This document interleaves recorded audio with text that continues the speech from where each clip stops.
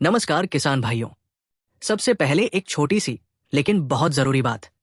अगर आपने अभी तक हमारे चैनल को सब्सक्राइब नहीं किया है तो अभी सब्सक्राइब कर लीजिए, वीडियो को अभी लाइक कर दीजिए और कमेंट में अपना पूरा नाम और आप राजस्थान के किस जिले, गांव या कस्बे से हैं ये जरूर लिख दीजिए।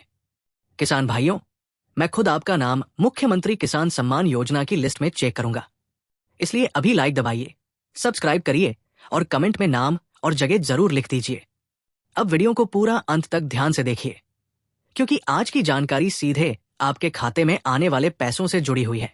किसान भाइयों, आज की ये वीडियो बहुत ही जरूरी होने वाली है, क्योंकि आज हम बात करने वाले हैं मुख्यमंत्री किसान सम्मान निधि योजना की 5वीं किस्त को लेकर।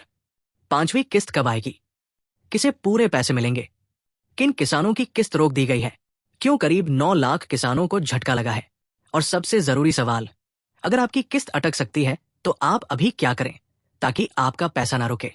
किसान भाइयों, जैसा कि आप सभी जानते हैं, राजस्थान सरकार किसानों के लिए मुख्यमंत्री किसान सम्मान निधि योजना चला रही है। इस योजना के तहत केंद्र सरकार की तरफ से किसानों को सालाना 6,000 रुपए मिलते हैं और राजस्थान सरकार की तरफ से अतिरिक्त 3,000 रुपए दिए जाते हैं। यानी कुल मिलाकर एक किसान को साल में 9,000 रुपए की सहायता मिलती है।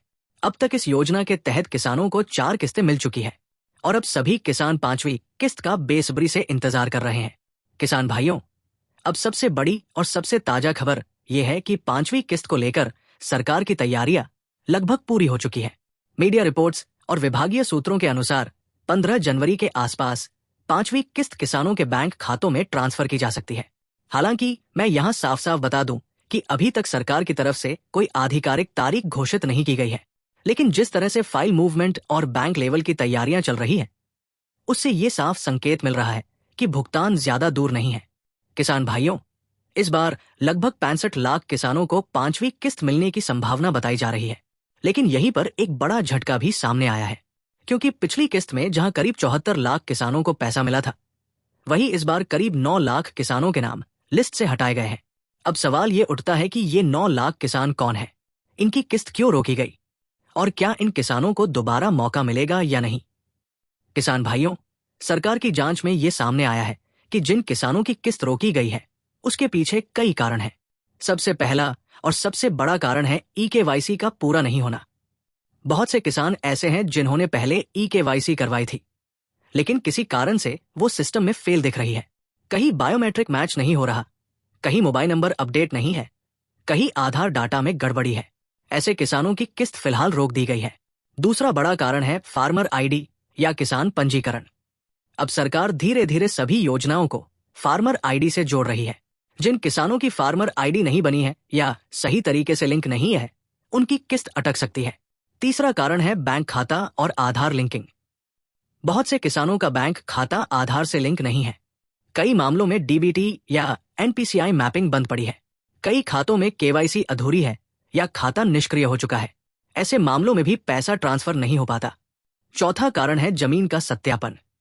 किसान भाइयों, अगर आपके जमीन के रिकॉर्ड में नाम, पिता का नाम, हिस्सेदारी या खसरा-खतौनी में कोई भी गड़बड़ी है तो सिस्टम आपको अपात्र दिखा सकता है। कई किसानों के नाम सिर्फ इस वजह से लिस्ट से हटाए गए हैं। पांचवा कारण है डुप्लीकेट लाभ, यानी पति पत्नी दोनों का नाम, पिता पुत्र दोनों का नाम या एक ही परिवार के 2 लोगों का लाभ लेना। ऐसे मामलों में सरकार ने सख्ती दिखाई है और एक नाम हटाया गया है। किसान भाइयों, अब राहत की खबर भी है। सरकार ने साफ कहा है कि जिन किसानों की किस्त रोकी गई है उन्हें पूरी तरह बाहर नहीं किया गया है। ये सिर्फ अस्थायी रोक है। अगर किसान समय रहते ई-केवाईसी पूरी कर लेते हैं, फार्मर आईडी बनवा लेते हैं, बैंक खाता और आधार लिंक करा लेते हैं और जमीन का सत्यापन सही करा लेते हैं, तो उनकी किस्त दोबारा चालू की जा सकती है।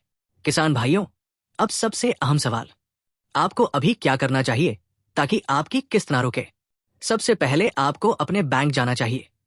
बैंक जाकर ये जरूर चेक करवाइए कि आपका खाता आधार से लिंक है या नहीं, डीबीटी और एनपीसीआई मैपिंग चालू है या नहीं, खाता एक्टिव है या नहीं, और बैंक से लिखित में कंफर्मेशन जरूर लें।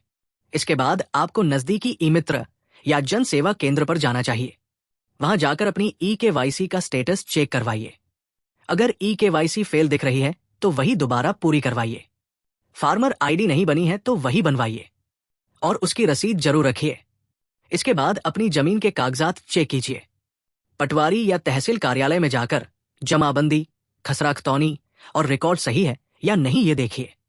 अगर कहीं भी नाम या विवरण में गलती है तो तुरंत सुधार के लिए आवेदन करिए।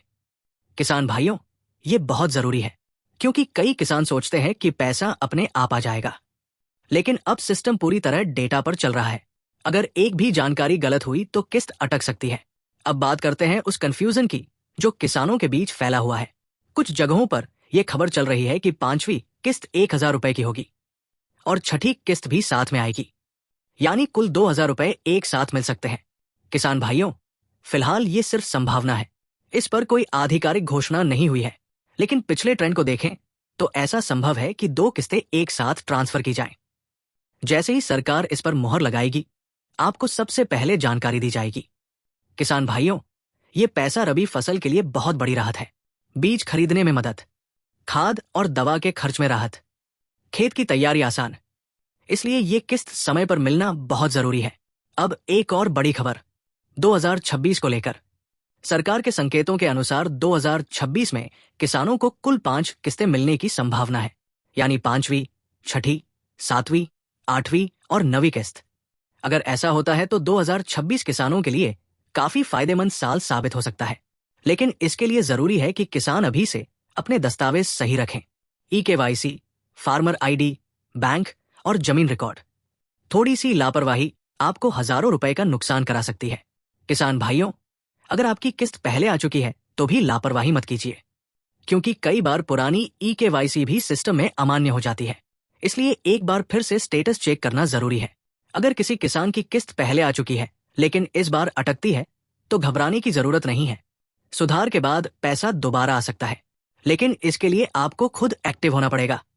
किसान भाइयों, याद रखिए, सरकारी योजना में पैसा उसी किसान को मिलता है जो जागरूक होता है, जो समय पर जानकारी चेक करता है, जो ऑफिस के चक्कर लगाने से नहीं डरता।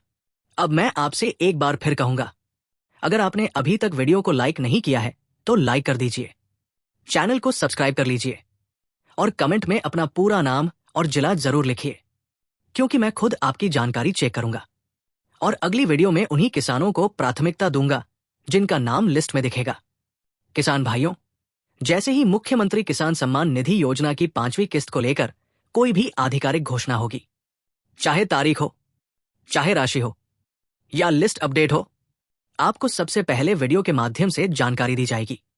इसलिए चैनल से जुड़े रहिए और वीडियो को ज्यादा से ज्यादा किसान भाइयों तक शेयर करिए, ताकि कोई भी किसान जानकारी के अभाव में अपना पैसा ना खोए।